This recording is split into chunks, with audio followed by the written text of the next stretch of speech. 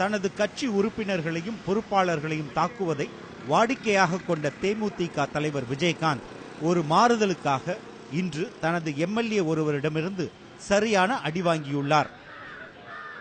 Come on, 1 2 3.